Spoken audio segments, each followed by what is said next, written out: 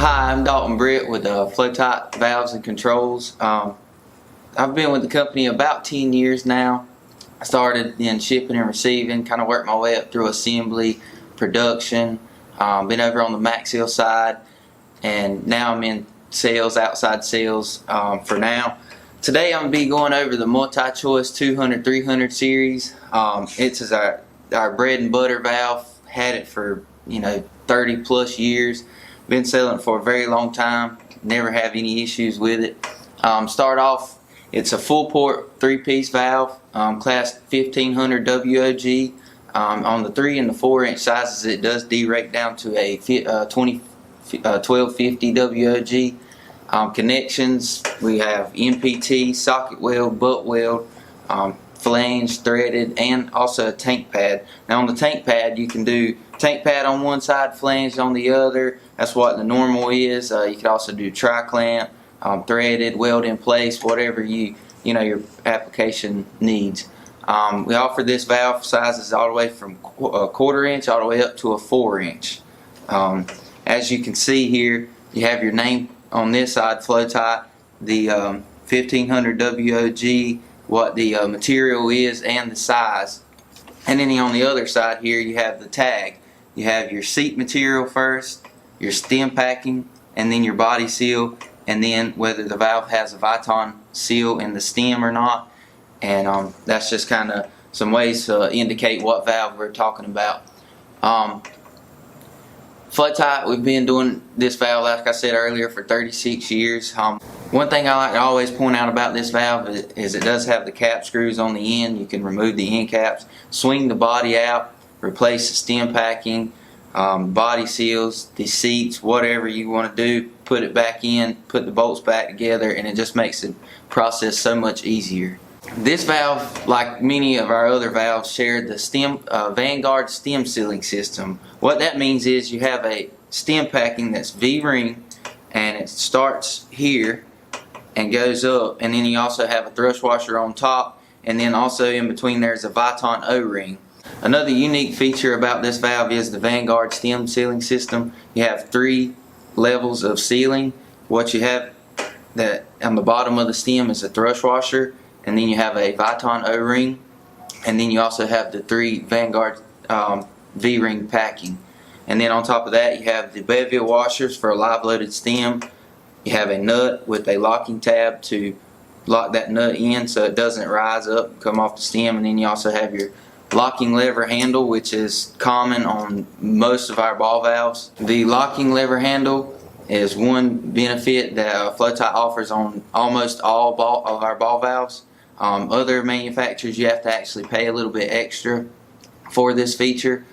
This is pretty unique because you can put a padlock here, and it doesn't have any movement or anything, or you can pull it up and padlock it open, whatever you prefer. Another feature is the anti-static ball grounding device. You have a spring with the ball that grounds the ball to the stem, and then also the stem grounds itself to the body, so any kind of static electricity or anything. ISO mounting pad that comes standard on most of our ball valves.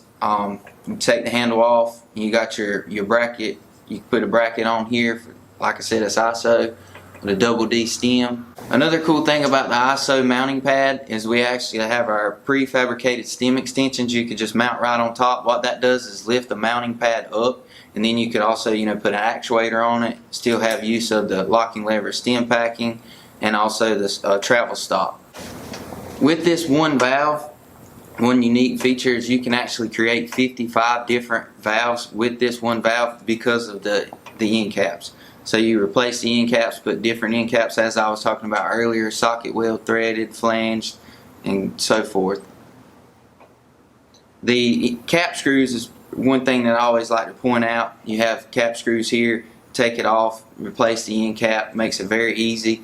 I know other manufacturers, they have actually the whole bolt going through the valve, and you have a nut on one side, and that makes it a little more time consuming to install these valves, and you got more parts you could actually lose. Great valve choice, be installed in difficult to reach tight spaces.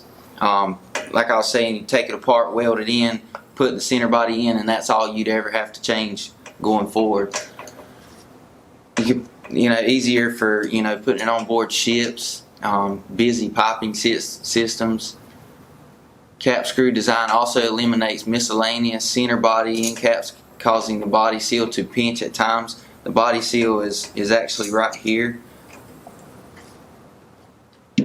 This is our body seal, and it actually has a groove for it to sit in the valve here, and it actually sits around the seat, and that's what makes it easier when you put the valve end cap back on. You don't have to worry about losing that body seal or it falling out, and it can kind of become a little tedious as well. Another thing I want to point out about the cap screws here is when we are assembling stainless on stainless, we always use anti-seize, and our factory does as well.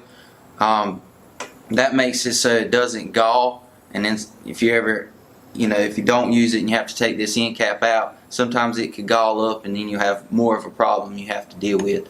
That can cause major leaks. Another thing about the cap screws is it eliminates tightening it down too tight for extremely high torques.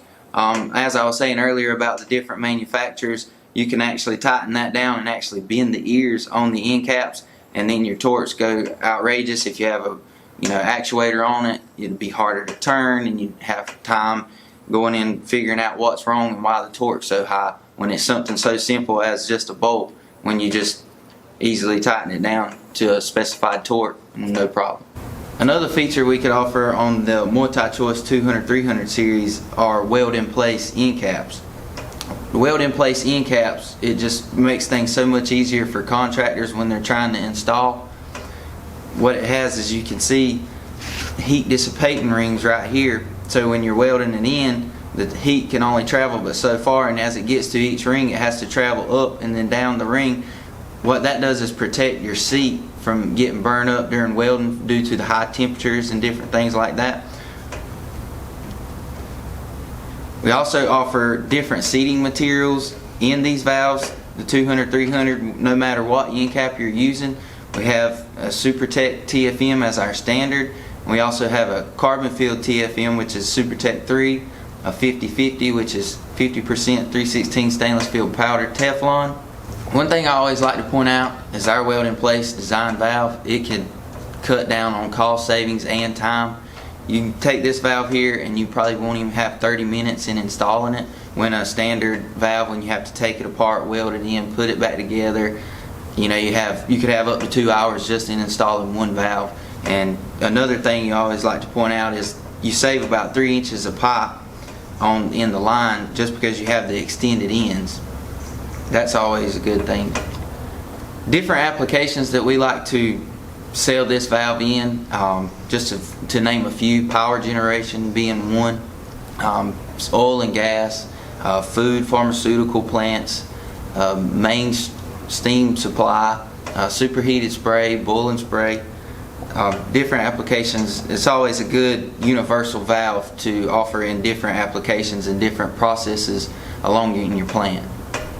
Some key selling features, I just wanted to go back over this valve and kind of show you guys. We'll start with the Vanguard stem sealing system and kind of go back into it a little more in depth. Just kind of taking it apart here. You have your different levels. This is the first level with the actual stem packing. You can see it's kind of got a V ring and it kind of fits into itself. You can also use this by inverting it and putting it back on the stem for any kind of vacuum service applications. That way, the flow's going down. You have your first right here with the SuperTech 3 carbon field Teflon thrush washer, and then you have your O-ring, and it kind of moves itself up from there. And then on top of that, you have two bevel. We have a packing follower. Then you have two bevel washers that actually compress once you put your nut back on, and it compresses to make a live loaded stem packing. This is a cap screw. As I was saying earlier, you have anti-seize. You can see the residue from the anti-seize on it to keep it from galling into stem packing, into the body of the valve when you're trying to install it. This is your body seal, your seat. Your body seal actually has a groove for it to fit in, so it fits in there pretty snug. So if you're trying to, put the valve together, you don't have to worry about the body seal falling out while you're trying to put the end cap on. See, this is a ball. One cool thing about this ball is it actually interchanges between the F-150s and then the 200, 300 series. We also offer this with a V-ball, 15, 30, 60, and 90. Also offer a slotted ball for different, applications of control. See, your locking lever handle. As you can see, it's got grooves that fits into the mounting pad to keep it locked from moving. And then this is the weld in place end cap disassembled from the valve. One thing I also wanted to say, in this valve we can offer cavity fillers. Cavity fillers go over the ball as such, and what that does is it protects the ball so nothing, and a lot of pharmaceutical plants love this feature because it doesn't let any of the media get caught behind the ball in the cavity. So it blocks that and forces it down the line. This is our media containment.